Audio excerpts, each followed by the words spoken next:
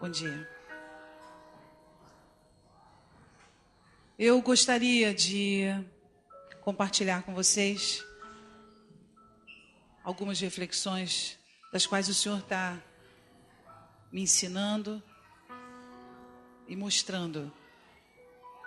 Quem conhece a vida de José aqui? Conhece a vida de José? Quem conhece a vida de José? Então, eu vou intitular essa reflexão como lições aprendidas, José, número 1. Vamos abrir a Bíblia em Gênesis 37. Quem não tiver Bíblia, pode pedir para os ministros, eles podem distribuir Bíblias. Porque é muito importante você aprender onde fica Gênesis.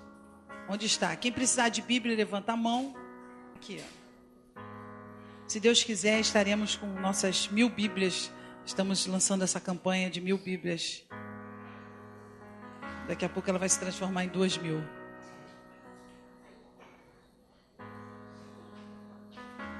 Gênesis 37, 1.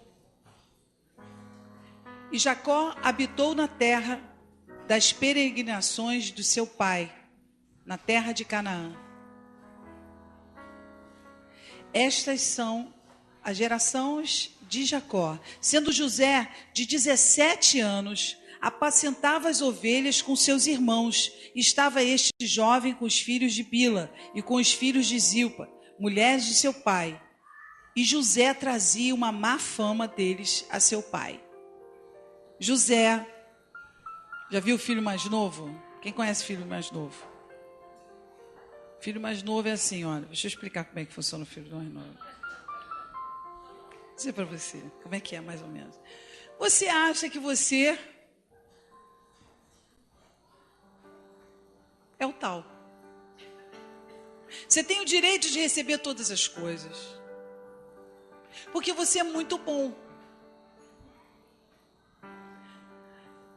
Para piorar a situação de José, ele recebeu dons e talentos, porque Deus iria usá-lo. E José, com 17 anos, ou você é o nada, ou você é o tal. Você escolhe, ou tal ou nada. Para sua mamãe, você é o tal. Para o mundo, talvez você não seja nada, mas para sua mamãe, você é o tal. Então, eu quero falar de José, porque ele era muito amado pelos pais. Ele era o mais novo, tinha 17 anos, os pais já eram mais velhos. Mas ele recebeu dons. E um desses dons é o dom de sonhar. Além de interpretar os sonhos, ele tinha um dom no início de sonhar.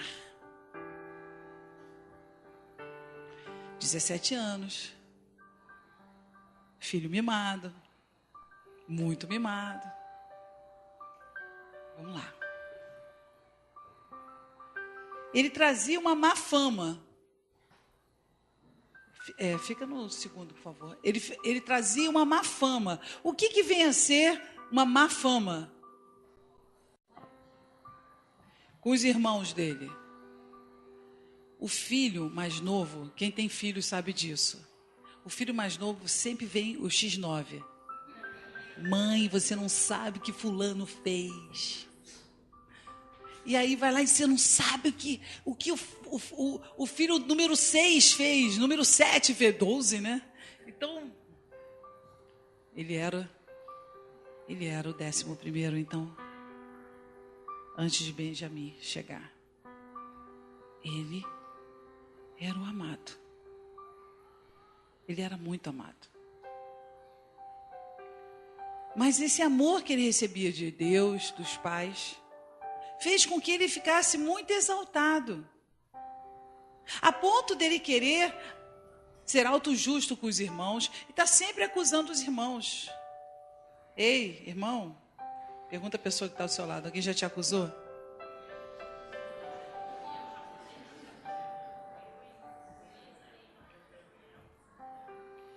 Então, não obstante a isso, aconteceu uma coisa pior ainda, para piorar mais ainda a arrogância de José. No 3, 37:3. Israel amava José mais do que todos os seus filhos, porque era filho da sua velhice, e fez-lhe uma túnica de várias cores. Pais de primeira viagem aprendem rapidamente que se você der uma coisa para um filho, você tem que dar para outro. Porque senão você incita o seu filho a uma grande comparação. Mas naquela época não tinha o curso de paz promovido pela Igreja Semente de Fogo. Então o que ele fez? Ele deu uma túnica colorida, lindíssima, para o filho. E não queria esconder de ninguém que gostava mais do filho. Ao longo desse processo, o que aconteceu com os irmãos? O que aconteceu com esses irmãos? Eles passaram a se comparar. Você já se comparou com uma pessoa? Nunca. Meu Deus, que igreja santa. Ok. Você está há anos no seu trabalho querendo receber um aumento. Aí aquela amiga sua do seu lado, a subsecretária, recebe um aumento do dobro do salário dela, fazendo com que ela ganhe 3 vezes mais do que você. Aí você recebe essa informação. O que você faz? Você ora por ela, que Deus continue a abençoá-la. Mas a verdade é que, às vezes, o que os outros recebem, a vitória dos outros, nos incomoda. Tá bom? Principalmente se a vitória é naquilo que você não consegue ganhar a vitória. Você vê uma pessoa conseguindo aquilo que você sempre quis conseguir e para ela foi tão fácil e para você é tão difícil. Então eu estou falando sobre o ângulo dos irmãos e como essa comparação pode destruir a sua perspectiva de vida, fazendo você estar infeliz sobre todas as coisas que você está vivendo. Os irmãos tinham raiva de José. Por que eles tinham raiva de José? Sabe por que José era humilde? José era humilde? Olha, você já tem um problema, já tem uma túnica, já tem um pai que gosta mais de você do que dos outros. Dá para você maneirar o seu orgulho? Reduzir um pouquinho a sua arrogância? Eu sou o filho mais querido de Deus. Então, quando você declara e quando você anda por um caminho de arrogância, você faz questão de mostrar para as pessoas que você tem mais do que elas. Não é assim? Não, isso não acontece com vocês. Eu estou falando para pessoas que vocês conhecem. Parece que quanto mais Deus dá para a gente, quanto mais Deus nos abençoa, mais aqui a gente quer diminuir os outros. Com a nossa atitude, com a nossa arrogância. E o que José incitou no coração dos irmãos, porque ele tinha um dom de sonhar, e ele quis mostrar esse dom. Já viu pessoas que recebem o dom de profecia no início? Profeta bebê. Profeta bebê fala assim: assim diz o Senhor, no dia 23 de julho, você vai mudar. E aí, se nada acontece, o profeta, em vez de falar, realmente, eu acho que eu me excedia, o profeta fala assim: é um pecador. Profeta, ou pessoas que têm um dom, aprendem rapidamente que a melhor coisa que você faz com o seu dom é usá-lo na hora que Deus determina. Há 20 anos atrás, quando eu recebi o dom, eu ia para os restaurantes, passava o garçom. Meu senhor, não faz isso com a sua esposa. Não trai a sua esposa, porque blá, blá, blá. E saía na rua e olhava para as pessoas e ela não está vendo o que ela está fazendo da vida dela. Aí queria parar todo mundo para dar profecia. Você imagina as encrencas que eu entrei. Mas eu entrei tanta, mas tanta, não coloca isso não, tá? Eu entrei em tanta encrenca que eu passei anos da minha vida fingindo que eu não tinha o dom. Pra você ter uma ideia. Eu não queria ser diferente de ninguém. Isso me atropelou. Eu me atropelei. Porque era tão maravilhoso ver as pessoas, o futuro delas e saber o que elas estavam pensando. Uau! E a arrogância e o orgulho aumentando. E tudo que eu falava acontecia. Só que sem discernimento. Eu estava buscando glória para mim. Eu queria ter a glória, fui eu que disse. Hoje em dia, quando você dá uma profecia, você faz questão, inclusive, de deixar e sair de perto. Porque quem tem que cuidar daquilo é o Senhor. Mas voltando. Então, no 8º, então lhe disseram seus irmãos: com esse sonho, esse dom de sonhos, esses sonhos que você tem tido, será que você vai querer reinar sobre nós?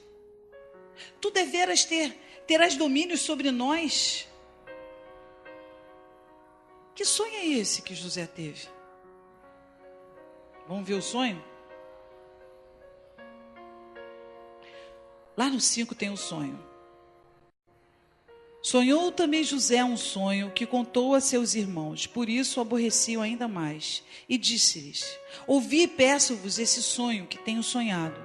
Eis que estávamos atados, atando molhos no meio do campo, e eis que o meu molho se levantava e também ficava em pé, e eis que os vossos molhos o rodeavam e se inclinavam ao meu molho.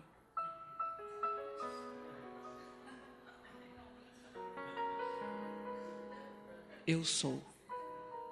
Incline-se a mim, Pai, Jeová. Aqui você já percebe a arrogância e a imaturidade de José. Você percebe a arrogância e imaturidade porque ele não só recebia, porque quando você recebe um sonho que você vai ser maior das pessoas, a primeira coisa que você faz é ficar calado. Ora, se aquele sonho é de fato e a tua interpretação é certa, o tempo de Deus te dirá o tempo que isso vai chegar. E humildemente aceite aquilo como uma responsabilidade sobre-humana. Agora, se foi o diabo que te trouxe essa versão Herbert Richard, talvez a sua interpretação esteja errada. Então, existem aqueles que têm um dom de sonhar, existem aqueles que têm um dom de interpretar, e tem aqueles que têm o dom da sabedoria, o discernimento de como projetar essa visão de Deus para o tempo que você está vivendo. Então, isso não é fácil.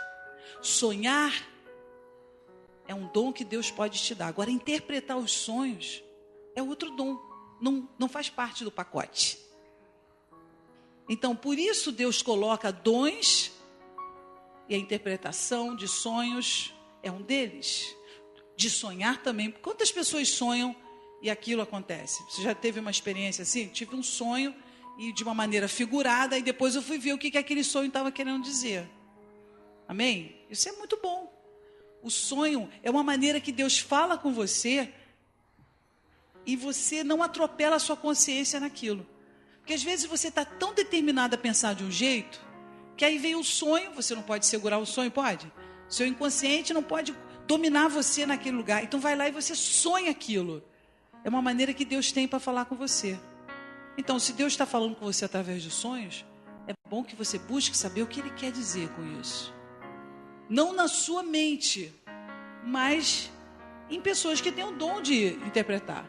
Se você não conhecer ninguém que tem o dom de interpretar, então busque aconselhamento para saber o que isso significa, o que você sente que isso significa.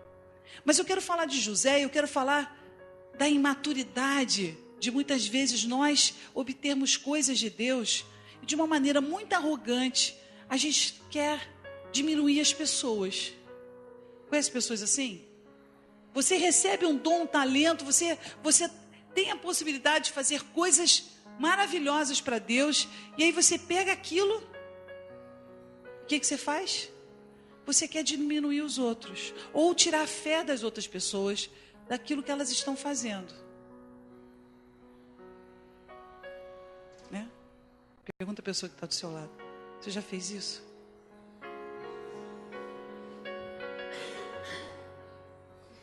Isso acontece muito quando você faz um trabalho há muito tempo. Isso acontece demais. Você faz um trabalho há muito tempo, aí a pessoa recebeu lá a incumbência no seu trabalho de fazer aquilo. Aí você olha para ela e fala assim: ah, eu já fiz muitas vezes isso. Olha, isso aí não vai dar em nada. Se eu fosse você, assim, nem cria uma expectativa, senão você vai ficar em batalha, porque isso sempre vai dar tudo errado. Aonde você precisa examinar o seu coração? Qual a razão de você estar falando isso? Ora, se um dia você teve a incumbência de fazer aquilo, por hipótese absurda, você teve alguma incumbência, talvez o fracasso venha da sua falta de dedicação. Não é verdade? Então, se é a sua falta de dedicação que muitas vezes não faz a coisa acontecer, por que você está olhando o irmão que está tentando fazer alguma coisa e destruindo a fé dele? Isso é muito óbvio de se pensar. O problema é quando você está diante de uma pessoa falando alguma coisa para você e a sua arrogância, o seu orgulho quer destruir a fé das pessoas. Aí você tem que tomar a decisão de você não ser uma pedra de tropeço na vida dos outros. Ora, isso é o que vai levar você à humildade. Porque a necessidade da gente de chamar atenção, de querer aparecer, de querer mostrar para os outros que nós somos mais, isso nos traz um orgulho que destrói a nossa utilidade para o Senhor.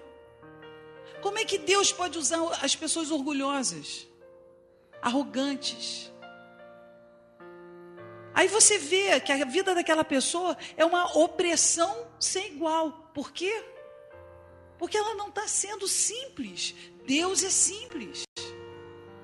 E na história de José, e você acabou de ver o sonho dele, o que ele deveria ter feito? Ele recebeu o sonho, guarda aquele sonho. Conversa com o pai com muita humildade. Pai, eu tive esse sonho. Eu não entendo esse sonho. Mas pelo contrário, ele teve o sonho e ele queria espalhar aquele sonho, porque aquilo exaltava. E aquilo promoveu uma raiva dentro dos irmãos, e os irmãos com raiva dele.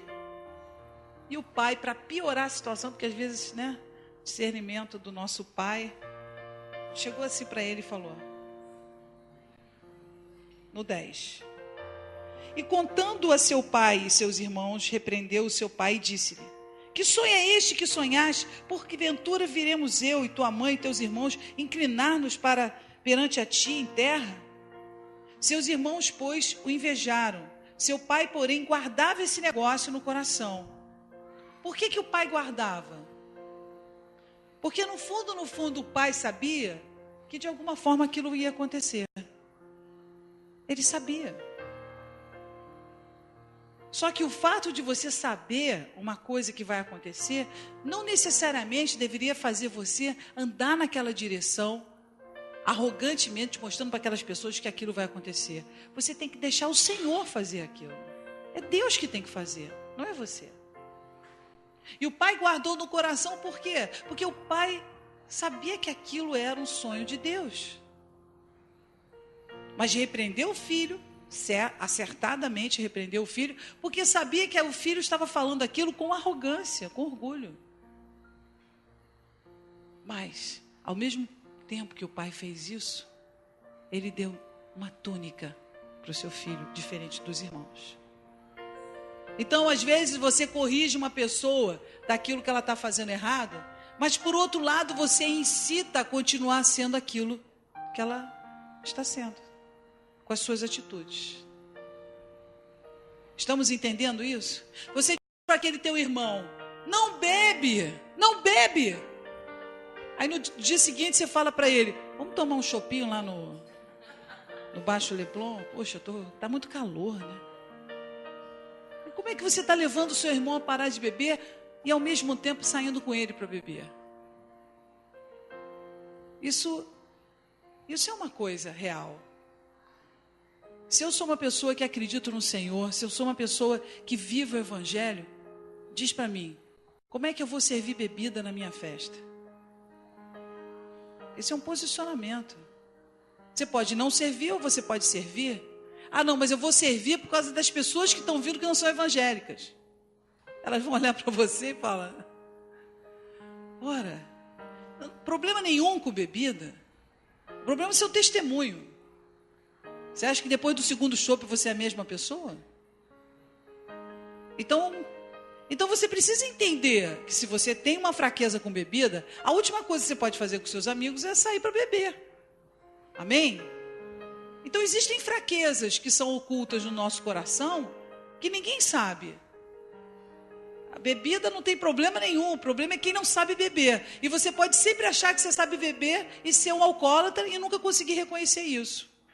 Quem conhece pais e situações problemáticas com pessoas que trabalham com alcoolismo? É um horror. Eu não conheço um alcoólatra que reconheça que é alcoólatra. Eu não conheço. Todas as pessoas que são viciadas no álcool, em cigarro ou em drogas, acham que conseguem controlar tudo. E na verdade não conseguem.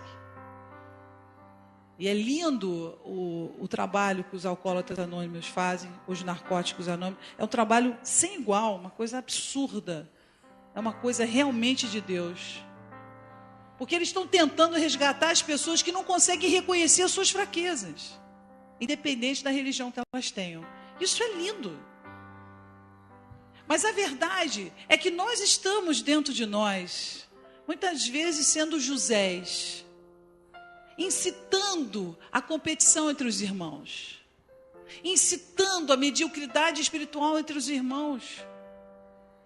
Porque não são irmãos de sangue, mas são irmãos de espírito. Por que você tem que provar para as outras pessoas que você é melhor que elas? Por que você tem que apregoar para Deus e o mundo que você tem e acontece que tem? O que nos incita a sermos assim? Não é o nosso orgulho? Não é a nossa arrogância? Por que é tão difícil a gente colocar limites?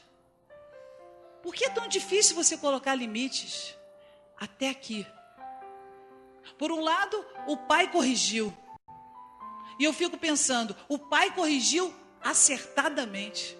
Mas por outro, incitando ao filho a querer ser um filho especial. Porque só deu para um filho. Ele só deu para um filho o presente. Então, será que nós não tomamos atitudes na nossa vida que por um lado a gente diz que quer que aquilo mude, a gente corrige as pessoas, mas por outro lado a gente continua impulsionando as pessoas a fazerem a coisa errada? É como se a nossa convicção só fosse boa na teoria, mas na prática, qual é a tua prática? O que você pratica? Se você fala para o seu filho, meu filho, não seja arrogante, não seja orgulhoso. Aí você dá uma coisa para o seu filho para ele ser orgulhoso. Então você está fazendo o que com o seu filho? O que você está dizendo para o seu filho nas suas atitudes? Você está dizendo para ele que ele precisa fazer e continuar sendo o que ele é. Então é diferente, porque nós nunca refletimos sobre esse aspecto. Não, eu não quero que o meu marido, que o meu filho, que o meu irmão, que a minha mãe seja assim. Não quero, eu corrijo. Mas por outro lado, facilito que aquela pessoa continue fazendo as mesmas coisas. Então a correção, a você colocar limites no seu filho ou em alguém que você viva ou trabalhe, significa dizer que você tem que ser a primeira pessoa a ver aonde as suas atitudes estão levando aquela pessoa a agir de uma maneira errada. Quem, eu? Não é só pregar? Era bem mais fácil pregar. Tá bom, você está falando isso com a sua mãe, mas dentro de você está se autoavaliando. Você está perguntando, será que eu não empurro a minha mãe a ficar mais deprimida quando eu não tenho paciência com ela? Não, os outros têm que ter paciência com a minha mãe, eu não. Eu sou filho. Não tenho paciência. É isso? É isso. Será que Deus não está falando no seu coração que não é nada disso? É lindo pregar o evangelho, Mas quando você tem que viver o amor da qual você sabe que Deus está declarando sobre você, você vive um amor desigual. Para sua namorada você dá toda a atenção, para os seus amigos todas, mas para sua mãe, ei, a sua mãe, não.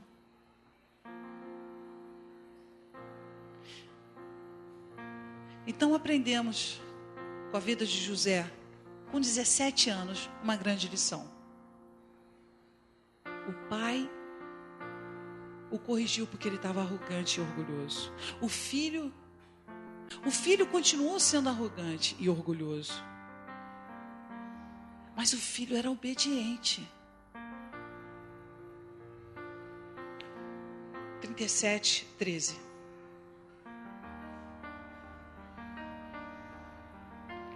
Disse, pois, Israel a José: não apacenta os teus irmãos junto de Siquém? Vem, enviar-te-eis a eles. Para ser X9. Seus irmãos estão lá em Siquém? Peraí. Então, deixa eu te enviar para ver se realmente estão falando aquilo. Estão fazendo aquilo que eles estavam dizendo. Mas a atitude de José... Não escreve X9 não, pelo amor de Deus. A atitude de José era: eis-me. A atitude do filho era obedecer o pai. Linda atitude. Mas o coração de José estava em quê? Qual era a atitude dele? Certa, obedecer o pai. Mas no coração dele, o que ele queria fazer em Siquém? O que ele queria fazer em Siquém?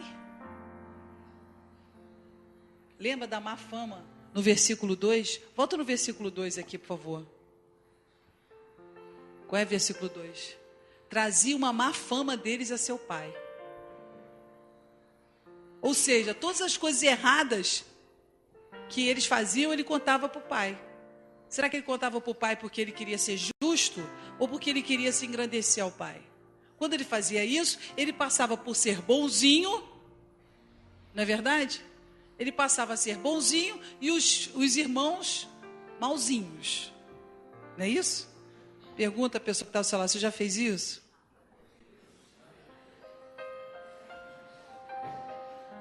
Ah, deixa eu ver se o pastor gosta de mim. Vou ver se a pastora gosta de mim. Você sabia, pastora, que fulano e fulano fizeram aquilo? Eu falei, não sabia. Ah, mas olha só, você não viu nada.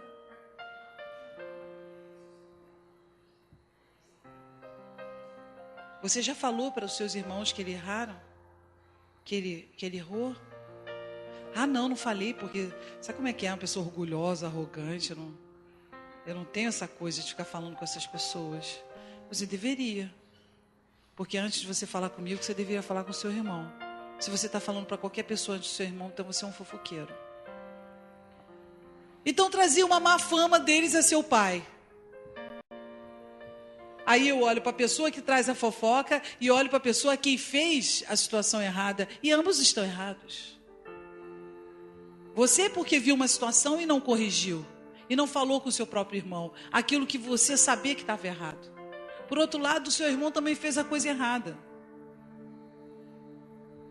Então, o filho disse para o pai: eis-me aqui, eu vou fazer. Mas a intenção, quando ele disse, ainda tinha arrogância, ainda tinha orgulho. Então, quando você, no teu coração, está em pecado, você traz o mal para você. Sabe, a vida já é uma luta contra o mal. Estamos lutando contra o mal dentro de nós e o que nos cerca. Mas a atitude de má fé no seu coração acaba atraindo pessoas para a sua vida que vão te fazer mal. Você já fazendo... Quando você prega o evangelho, você já é perseguido. Não, já é. Sinto muito, já é. Já está muito bem colocado isso. Sabemos disso? Você está falando de Deus. Aí você começa a ser perseguido. Todo mundo já conhece isso? Quem não conheceu é quem não começou a pregar. Quando você começar a evangelizar, eu posso te garantir que você vai ser perseguido. Mas essa perseguição é uma perseguição de glória. Porque aqueles teus inimigos falaram de mim vão estar sentados com você, vendo você ser abençoado. Vão estar vivos para ver você ser abençoado. O que mostra que isso é um caminho. Agora, o outro caminho que a gente está falando é aquele caminho de que você tem os inimigos porque você não cuidou de fazer paz com essas pessoas. Porque você foi arrogante. Porque no momento que você podia pedir desculpa, você não pediu. Então, às vezes, você atrai inimigos para você desnecessariamente. Porque do teu coração você estava errado. Por isso que é tão importante a gente cuidar do nosso coração. É tão importante a gente estar limpando o nosso coração. Quando alguém faz um mal muito grande para mim, ou me trai, ou faz algo que me machuca, eu passo muito tempo, não com raiva da pessoa, mas desesperado para aquilo não entrar no meu coração. Porque se aquilo entrar no meu coração, eu já vivo tantas batalhas espirituais, eu vou perder força. Eu vou perder força por deixar o meu coração ser dominado pela raiva. A raiva destrói a força que você tem para lutar contra o inimigo. Para você estar encorajada, para você determinar que aquilo não é a voz de Deus, que esse desencorajamento que você está no seu coração não é o Senhor. É você aceitando o inimigo falar na tua cabeça. Amém? Estamos entendendo isso? Isso é José 1. É a primeira parte de José, porque a história de José é muito grande. Eu queria trazer para vocês uma pequena parte de José para ilustrar como ele é presente nos nossos corações, na nossa vida. Como José está presente, como a nossa atitude de arrogância atrai inimigos e às vezes irmãos invejosos. Ora, você já vai ter irmãos invejosos, independente de você. Às vezes você não faz nada, a pessoa te inveja. Seca a tua pimenteira, já viu? Você chegou com o carro, fica todo mundo olhando no trabalho. Aí o carro no dia seguinte está arranhado. Seca mesmo. Mas aí, não, eu tenho Deus, nada vai acontecer comigo. O que eu boto? Uma figa? Como é que eu tenho a proteção de Deus contra os irmãos invejosos? Fecha a tua boca. Fique calado. As tuas bênçãos são geradas pelo Senhor e vêm do Senhor. E se elas vêm do Senhor, o que significa dizer? De onde vêm as tuas bênçãos? Vem da sua carne, vem da sua decisão. Bom, se elas vêm do Senhor, então vem de Deus. E se vem de Deus, toda a glória e toda a honra ao Senhor. Porque Deus conhece teu coração. Uma coisa é você levantar e dar um testemunho do que Deus fez para você. A outra coisa você faz para se vangloriar. Eu sou the best. Aí só levanta a sobrancelha assim. Eu sou the best. Eu sou muito boa. Há de se entender que existe uma diferença entre o que você está fazendo e o testemunho de Deus na sua vida. Amém? Entendemos isso? Então, agora que você entendeu que os irmãos em Cristo podem se comparar com você, então você vai chegar para os irmãos e falar: olha só, querida, hoje eu vou almoçar lá em Nova York. Ai, não sei, não sei se eu vou para Nova York ou vou para Paris. Ai, eu tenho 2 dias e estou cansada desses restaurantes aqui do Rio de Janeiro. Se for um bom irmão de coração limpo e puro, vai, Senhor, abençoa cada vez mais essa pessoa. Mas se for outro, até o avião vai quebrar. Porque no teu coração você não falou aquilo com a intenção de dar glória para Deus. Você falou aquilo com a intenção de trazer inveja para você, de trazer comparação, de fazer você se sobressair diante das pessoas. Entendeu a intenção do coração? Deus está aqui dentro, no nosso coração, tentando nos limpar aqui dentro. Então a gente aprende, a gente entende. Eu fui nessa semana numa festa, e aí eu encontrei com uma pessoa que cristã, que vai à igreja há alguns anos, e aí virou e estava falando, não, porque eu vou nessa igreja, eu faço isso, eu faço aquilo, eu tenho uma célula, eu estou aquilo. E eu perguntando ao Senhor, o que eu estou fazendo aqui? Porque eu pergunto, eu não gosto de conversar com as pessoas se eu não tenho uma razão para eu estar perto delas. Então, aí o Senhor falou para mim, espera um pouco. Eu estou lá ouvindo e tal, de repente a pessoa vira assim, sim, porque a gente tem que aprender a não ser tão crente, né? Porque esse negócio de ser crente demais, essa coisa de ser crente demais, é meio esquisito, né? Pergunta a pessoa que está do seu lado se você teve alguma dúvida sobre isso. Ser crente demais. Ser crente. Pessoal esquisito. Assim, ó. Maristela, aqui no Brasil é assim, ó. Maristela, assim, ó. Ser crente demais é assim, ó. Entendeu? Aí até combina, né, com a minha roupa. Então, eu disse para ele, o dia que você se entregar para o Senhor, você não vai mais se preocupar com isso. Rapaz, esse cara ficou parado.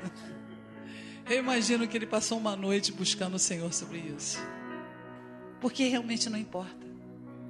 Quando você sente a presença de Deus na sua vida, e é isso que faltou em José. Faltou o reconhecimento que era Deus que estava guiando a vida dele. Mas logo depois, ao longo da vida dele, ele teve que aprender a ter esse relacionamento íntimo com Deus. E assim ele foi preparado para servir ao Senhor. E de fato serviu. Inclusive os dons que ele teve, que ele tinha, serviram ao Senhor. Serviram um povo que não passou fome por causa do dom dele. Então, finalmente ele teve esse reconhecimento. Mas a vida de José é muito grande. E nós podemos extrair grandes lições. Se você ler do 30 ao 50, você vai aprender muitas coisas profundas. Mas aqui eu quero parar com a lição do que é importante no seu coração, com a ideia de como é importante você dar toda a glória ao Senhor. Você reconhecer o Senhor na sua vida, enxergar os pontos em que você está atraindo para si coisas ruins. E se você fosse mais manso e mais humilde, isso não estaria acontecendo com você. Amém? Entendemos isso? Agora todo mundo aqui vai chegar e vai contar a glória de Deus, o testemunho. Você pode dar o testemunho, não? Poxa, Deus fez isso, mas examina o seu coração. Você está fazendo isso para aparecer? Você está fazendo isso para diminuir o seu irmão que está lá fraco na fé? Porque se você estiver dando um testemunho de Deus, o que Deus fez para animar o teu irmão, você está fazendo aquilo que Deus quer que você faça. Amém? Então use a sua boca para declarar o que Deus tem feito para você. Mas também use o seu coração para estar limpo. Limpe o seu coração. Use o Espírito Santo para estar com o seu coração limpo.